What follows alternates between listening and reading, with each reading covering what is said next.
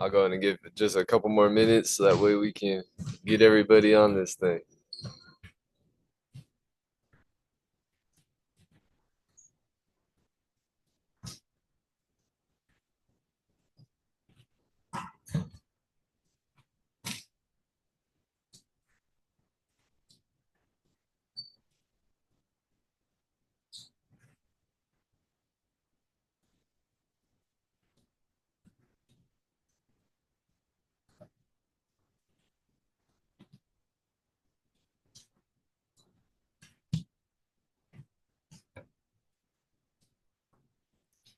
I'm blamed for it. I might just.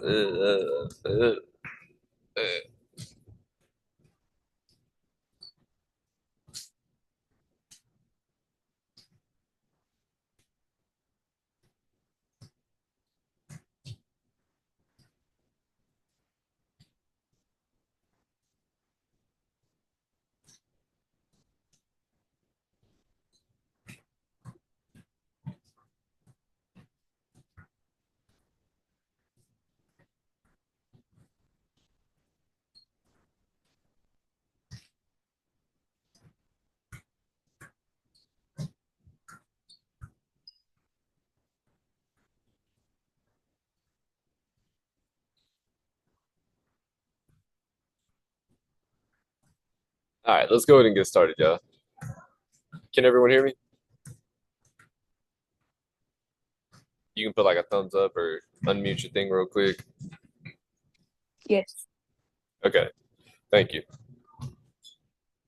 So for this week, we're going to go ahead and cover the last portion of the Recovery 101 series, and that is ergogenic aids or supplements and recovery modalities. Okay. So that's this miscellaneous recovery stuff. That's what this is. Okay. Again, this quote, this is why I'm doing this series for y'all is, give a man a fish, feed him for a day, teach a man how to fish, feed him for a lifetime. I want y'all to be equipped with the tools necessary so that way you can have prolonged success in whatever you were trying to do. Recovery, especially in today's world, is a huge thing. So let's try to keep on top of everything that we've learned throughout this entire series. First up, ergogenic aids. So we want to start off with just some basic ones. Creatine. Now, creatine is probably outside of caffeine is the most research supplement out there, and I highly recommend everyone take it.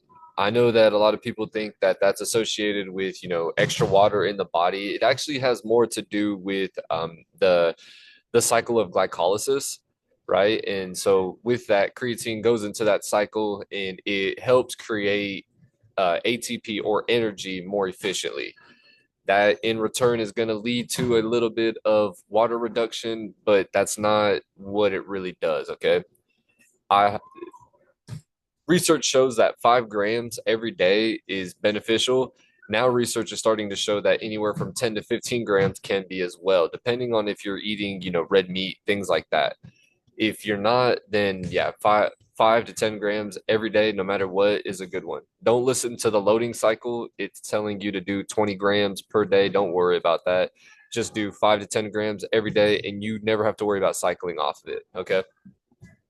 Caffeine, you guys all, I'm sure that all of y'all probably drink a good amount of caffeine. I know that I have caffeine throughout the day. I didn't start that until I was in my 30s, but if you guys have caffeine, that's okay. Try to keep that to a minimum though. Okay, as you can sell right here, 1 to 3 milligrams without being too jittery in a single sitting. That's probably going to be just fine. Okay, I know that a small cup of coffee is what about 60 micrograms or something like that, or maybe that's in milligrams. Maybe I need to add a zero to these.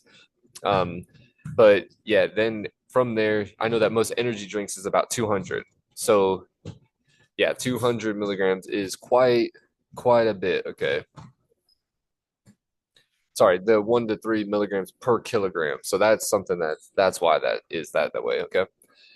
What another one that's really beneficial for us is watermelon or essentially what is called L-citrulline. So L-citrulline is an amino acid and it has a lot of positive impacts on protein synthesis. It is a precursor to L-arginine, which L-arginine is something within our body that produces more nitric oxide. Nitric oxide in the bloodstream increases skeletal muscle hypertrophy or just growing of your muscles, right? It's something that activates the satellite cells. I'm not going to go too much into all the science and everything like that behind it, but essentially you want to dose that to about 5 to 10 grams a day. If you eat a lot of watermelon, which I highly recommend everyone eat watermelon, it's hydrating. It has a lot of great natural sugars. It also has a lot of L-citrulline. The citrulline is going to go ahead and increase your muscular endurance, right? It's also going to increase your recovery rate in between sets.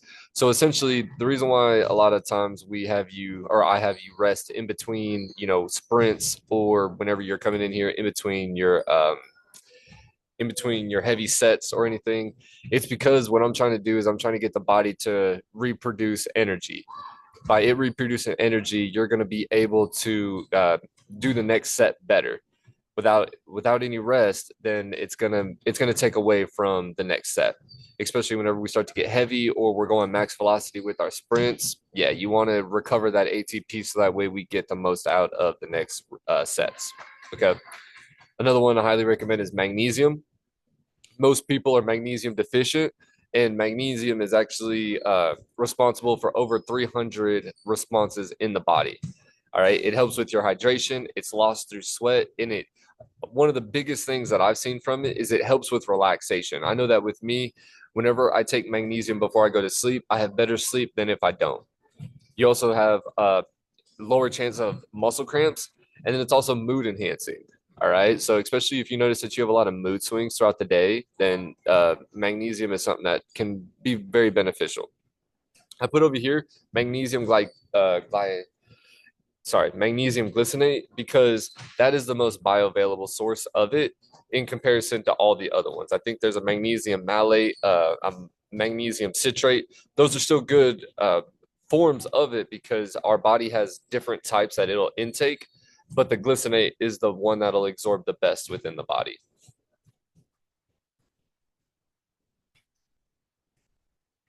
I always recommend everybody take a B vitamin complex. That's something that is beneficial for us whenever it comes to our energy, whenever it comes to our mood as well. It's also going to increase our protein synthesis. It's really good for red blood cell formulation. So for women, for all the girls on this call and everything like that, the blood cell formation is something that's major. You guys have a little extra stuff going on than us guys do, and so whenever you guys lose all that blood and whatnot, this is something that'll help replenish that. Okay.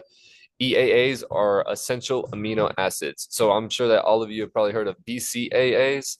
And then if you saw in one of the slides previously, I had someone that was in a pool and he was pouring a water bottle on himself. EAAs are essentially the same thing, right? If you're getting enough protein throughout the day, don't worry about this. But if you're not getting enough protein throughout the day, then drinking some EAAs while you're playing, that's something that'll help keep you going longer. As your muscle breaks down, it's going to rapidly try to build it back up, right? If you have enough energy to allow that. Protein shakes, obviously, everyone needs to be getting enough protein. We talked previously about how much protein you need to intake. So if you're having a hard time getting anywhere close to that, then a protein shake is going to be beneficial for you.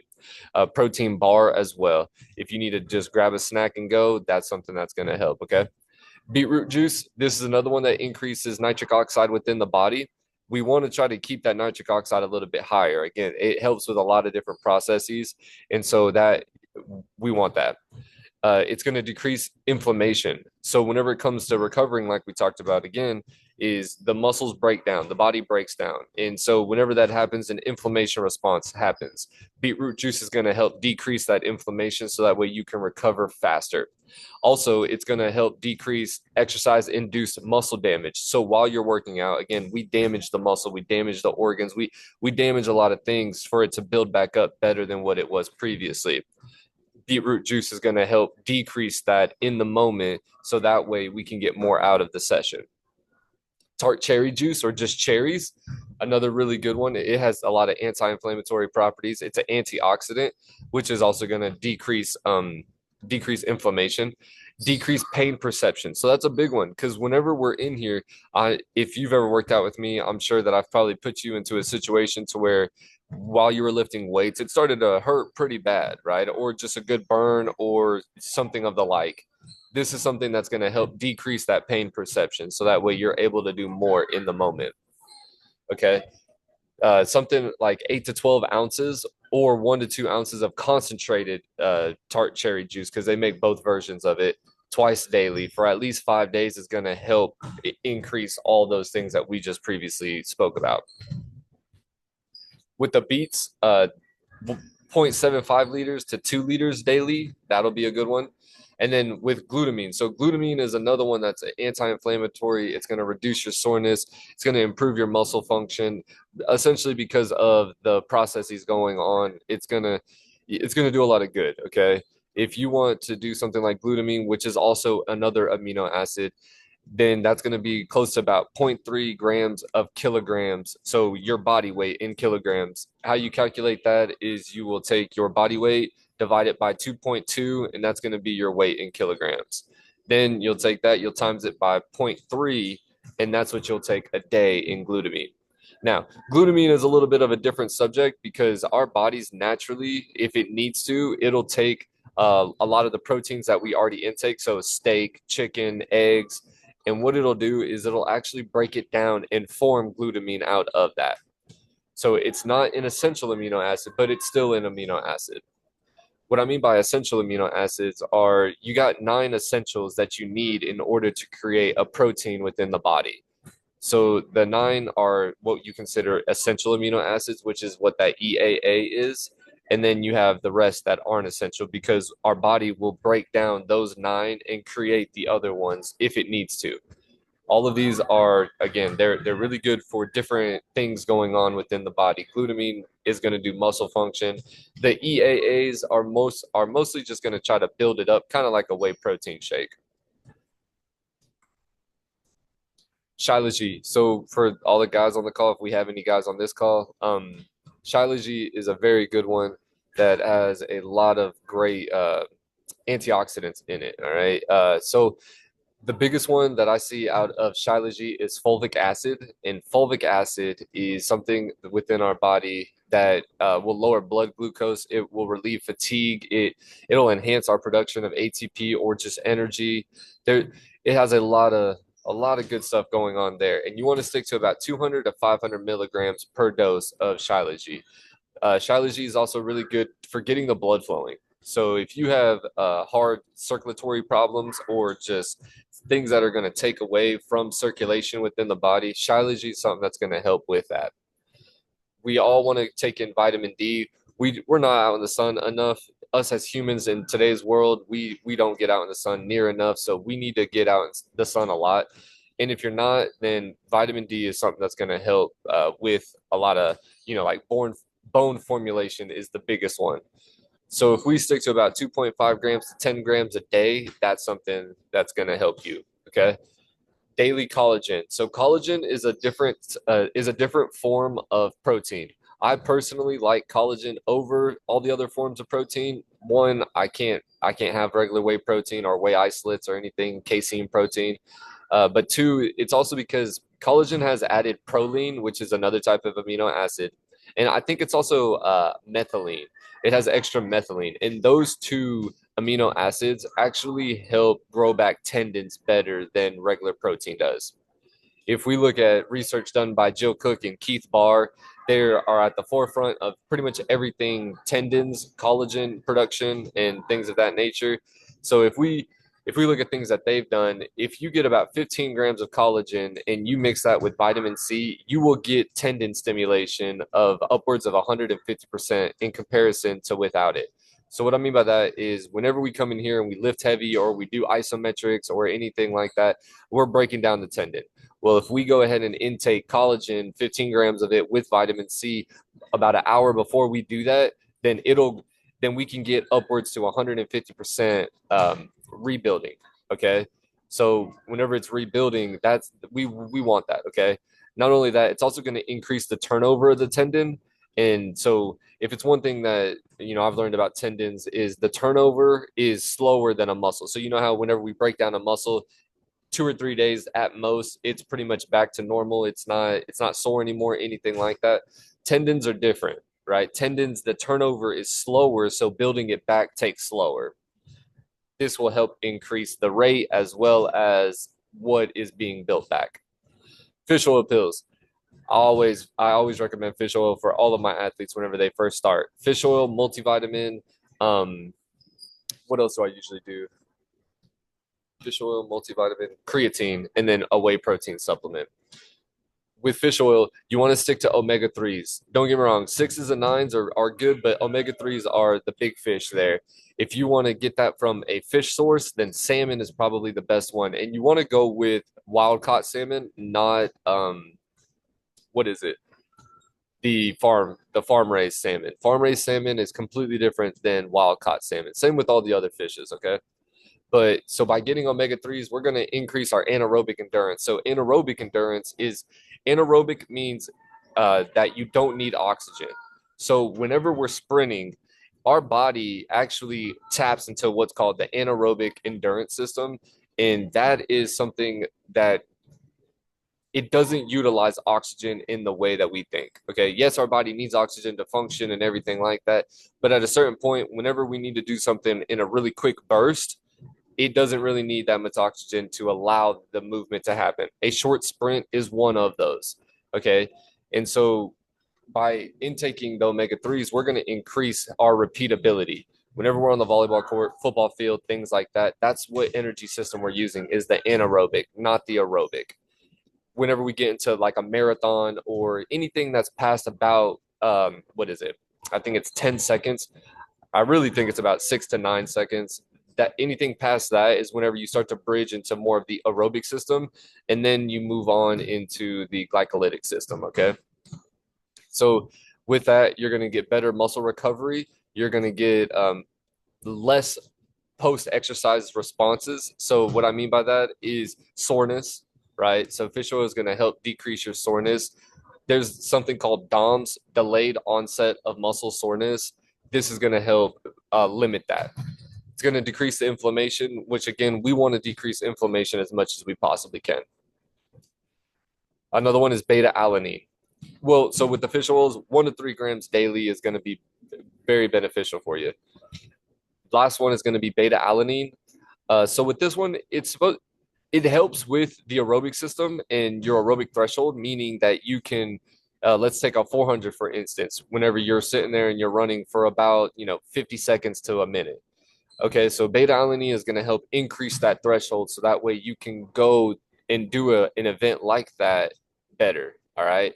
But the biggest thing that I actually see through beta alanine, because even though there is research supporting that, there's also research going against that. And so the biggest benefit that I see from beta alanine is a lot of my athletes, including me, I get a little bit of a tingly sensation from it. And whenever I get that tingling sensation, that's what gets like it's like a kind of like a psychological response, right? Has anyone heard of the placebo effect? So with the placebo effect, let's say that you have a headache, all right? And then let's say that I give you a sugar pill, but I tell you it's ibuprofen or Advil or something like that. You take it, the headache goes away. That's what the placebo effect is. Even though I didn't actually give you what you thought it was, it still got rid of what we were trying to get rid of. Okay.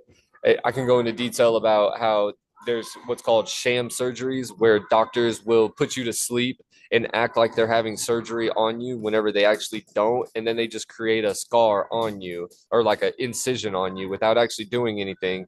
And people recovered from what they initially got diagnosed with without ever actually doing the surgery. That's the placebo effect. That's very real. That's the power of the mind. We talked about mental imagery. If you've did Powerhouse or worked out with me before, I talk about mental imagery a lot, or just imagination. Pretty much the placebo is that, right? Because we're not actually doing anything, but we think that we are, and that belief is creating the outcome that we're going for, which is healing from a surgery or getting rid of the headache or something like that. let's go ahead and dive into some recovery modalities.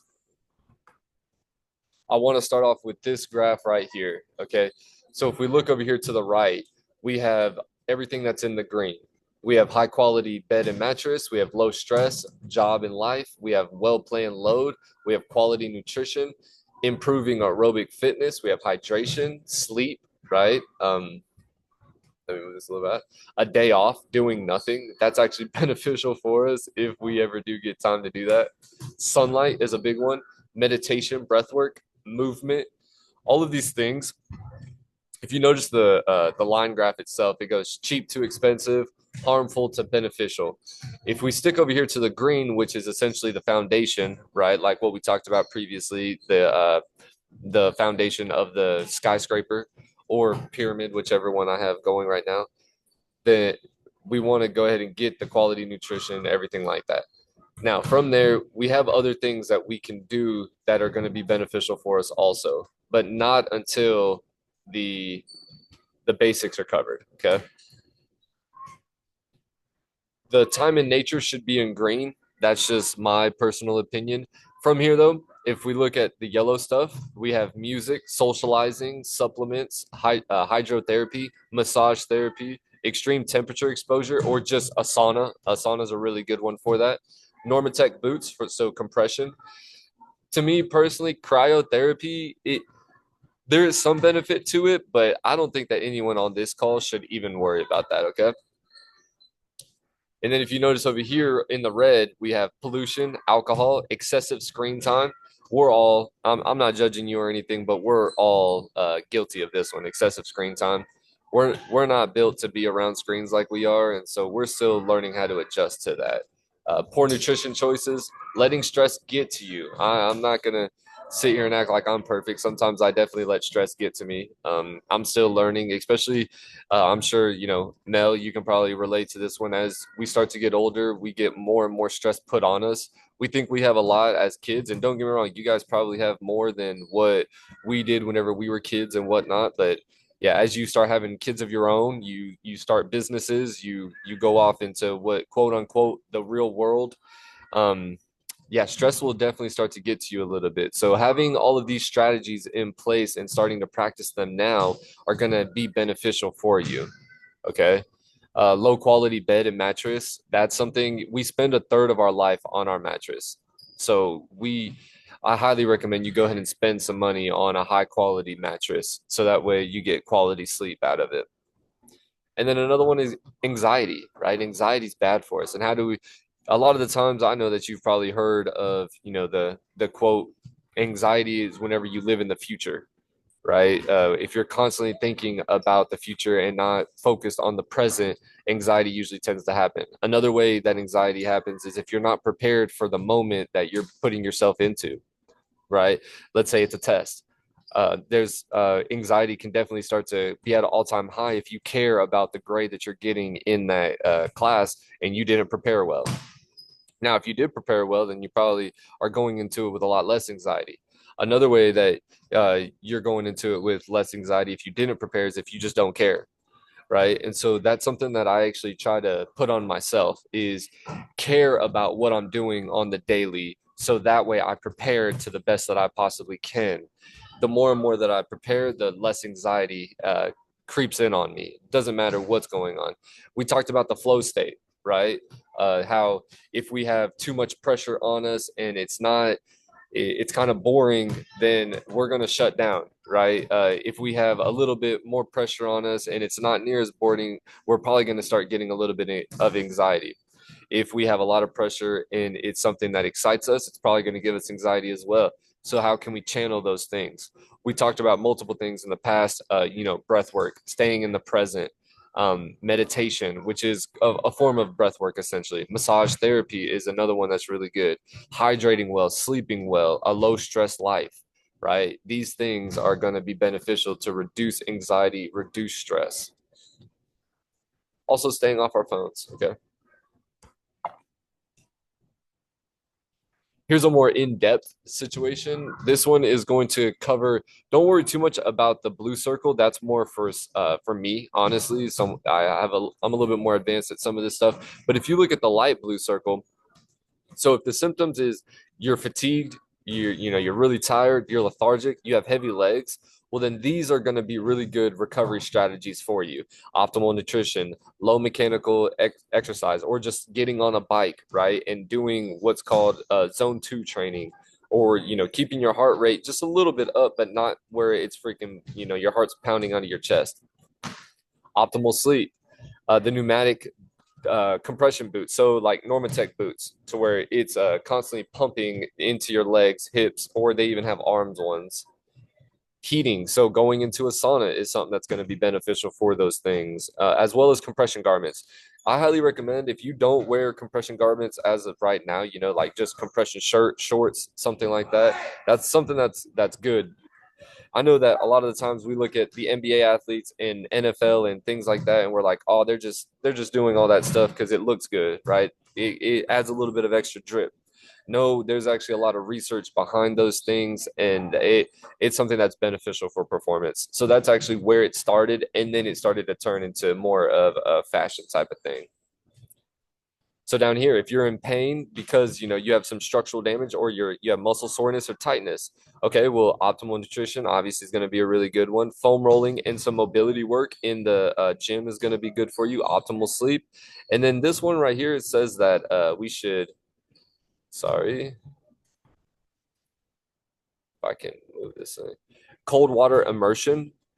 Now, cold water immersion or just ice baths, that's something that can be beneficial for muscle soreness and tightness and pain, but I actually highly recommend you stay away from that for the most part.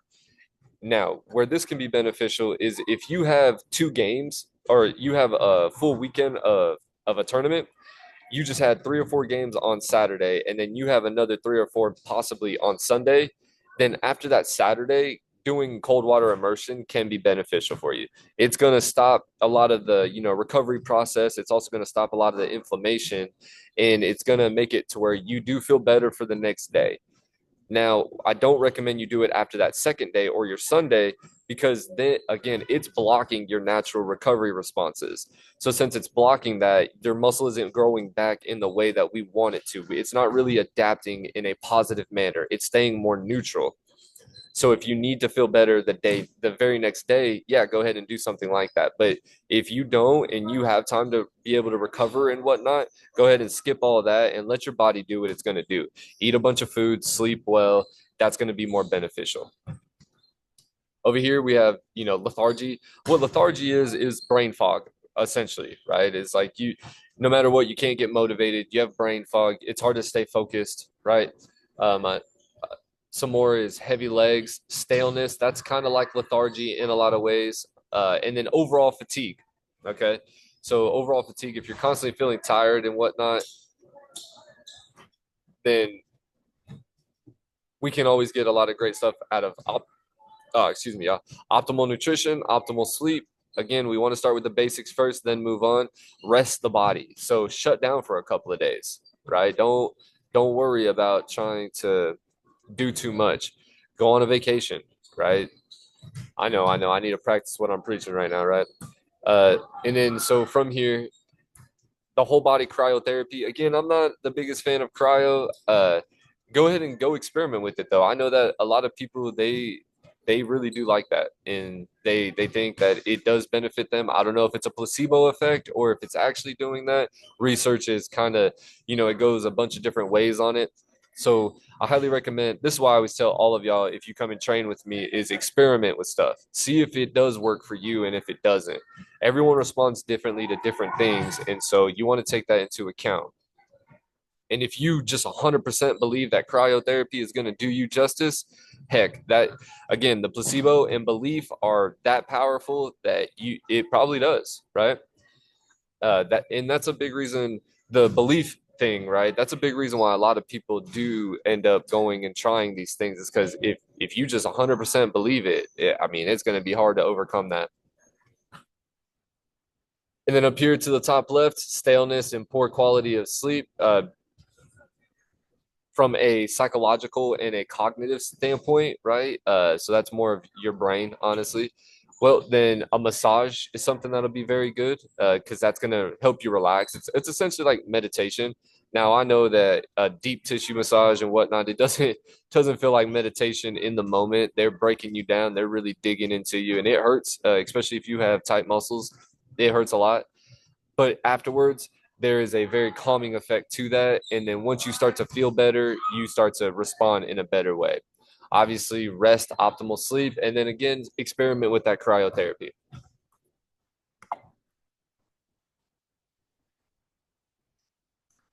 That's an acronym at the top. Sorry, in my world, we love acronyms and it makes things very simple. So try not to look too much into that word. This is more of a simple way to break down that other chart. So if you're feeling stiff, well, movement massage or a massage, right? Warm or contrast bathing. So getting into a sauna or getting into a hot tub and going back and forth between that and then cold water immersion. There is some benefits to that. If you're feeling stiff and you have access to a sauna or something like that before you go into a game, that's going to be beneficial. Also movement, right? So the foam rolling and the movement, like what was on the previous page. If you're feeling heavy legged, well, repair with protein first and then move on to compression and blood flow restrictions. The BFR, that's a little bit more advanced. Don't worry too much about that. Avoid the ice if you can. But water and compression, yeah, you're going to be in a good situation there. If you're very irritable, right? So meditation, yoga, mindfulness. The mindfulness is breathing techniques, right? And then also bringing awareness within your body. So finding center or figuring out how to get to center. Yeah, what I mean by that is if you've done Powerhouse or if you come in here, then sometimes I'll have you just kind of sit, chill, relax, right? And then I'll start to just count and I'll say, hey, close your eyes, breathe in through your nose, out through your mouth, bring awareness to what's feeling tight. If your jaw feels tight, if your hamstrings are feeling a little tight, try to tell that stuff to relax while you're breathing. That's mindfulness, okay? If you are irritable, have you gotten enough sleep, right? I know that with me, I get told that, I'm a pretty irritable person sometimes. And it's not that at all, right? It's more of because I care. I get plenty of sleep throughout the night. I stay dialed in on my nutrition, right? That's why I'm able to go so much. Uh, but at the end of the day, that does accumulate stress, and it doesn't really have to come down to sleep or anything like that. And it's not really because I'm irritable. It's more of just because I care, right? Um, if you haven't gotten enough sleep, can you nap that day? How can you sleep more the night following what you got going on, right? You remember we talked about going to sleep before 10 o'clock. Every hour before midnight that you get to sleep is kind of like 2 hours after midnight. All right. So you want to try to get to bed as early as possible and get plenty of sleep, especially for all of you, you're athletes, right? So you're putting your body through a lot mentally, physically, all the above. You want extra sleep. I know that the guidelines are about 8 hours. Heck, for y'all, if you can shoot for closer to 10 hours, do it. If you can listen to your body, some days you're gonna wake up after 8 hours and your body's just gonna still feel dead tired and it wants to go back to sleep. Sometimes do it, right? I understand if you have school and you have responsibilities that you have to take care of, go and do that. But if you don't and you're able to go ahead and go back to sleep, listen to your body sometimes and let that happen. Okay. If you're overall tired, you're sleepy, you have poor focus, you're unmotivated, uh, are you hydrated? A lot of the athletes that I train, I'm like, have you drank water? They think I'm crazy until they try it and they're like, whoa, okay, maybe I did just need to hydrate a little bit better. Same thing goes with the food. We talked about that before. If you're dehydrated, then those hormones in your stomach are going to kind of get blocked from sending a signal to your brain saying that you're hungry. And if that's happening and you're dehydrated, well, you're for sure going to feel tired. Now you don't have energy or water, right? So you need to get those things in. Consider stimulants. So this is where I'm at, right? It's because I stay hydrated. I do a lot of recovery techniques. I go out, I do hikes in nature. I love the sun, everything like that. Sometimes, working, 14-hour days, day in and day out, that'll start to get to you a little bit. And so, yeah, day off is nice and whatnot, but whenever you have to push through, that's whenever you start to consider a little bit of caffeine. All right. Other than that, try to avoid it if you can. Here's some really good thoughts towards if you have an injury, right? So if you have an injury, uh, instead of RICE, which is the rest, ice, compression, elevation, the only thing I would say is just cut out the ice. right? The rest is still going to be beneficial depending on what's going on. Like if you have a bone break, then you want to go ahead and try to get rest in there.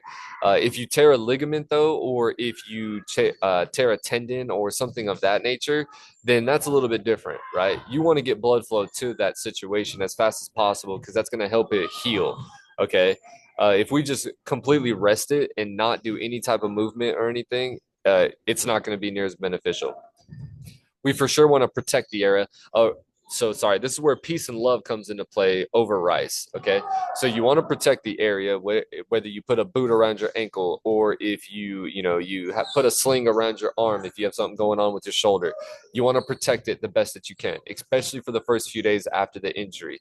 That doesn't mean you can't get movement and things of that nature, but you want to protect it. Okay, elevate it by getting elevation in there. The injured limb higher than the heart. That's something that's also going to be beneficial. Blood flow wise, it's going to be good for it. Avoid anti-inflammatories. I know that a lot of the times our first response to anything is, oh, let's go get some ibuprofen. Again, not necessarily the best thing. That's actually going to take away from the healing response. Also, it's going to affect your gut bacteria. Okay, we want to try to eliminate those things as much as we can. Now, compression is going to be very good for it. So with that protection, you can usually provide compression at the same time. So whether it's around the ankle, well, putting it into a boot with some compression, that's going to be beneficial. Okay, and then obviously education, right? Your body knows best. And so by avoiding unnecessary passive treatments and medical investigations, let nature do what it does, right? Our bodies, I trust in the Lord, right? I have 100% belief in him, and I believe that he thought about pretty much everything. If not, I mean, he did think about everything whenever it comes to the human body. And so we are naturally we are self-generating machines, right? And so I have a hard time believing that we were meant to intake a bunch of things to try to heal us better. Now, this doesn't go for everything, right? I'm not saying that. I definitely think that science has, its way of going about doing stuff, and it has some good stuff there. But our bodies have figured out how to recover to the best of our ability if we just listen to it and we do the basics. Now, a little bit of love as well is going to be beneficial. So we want to load it again.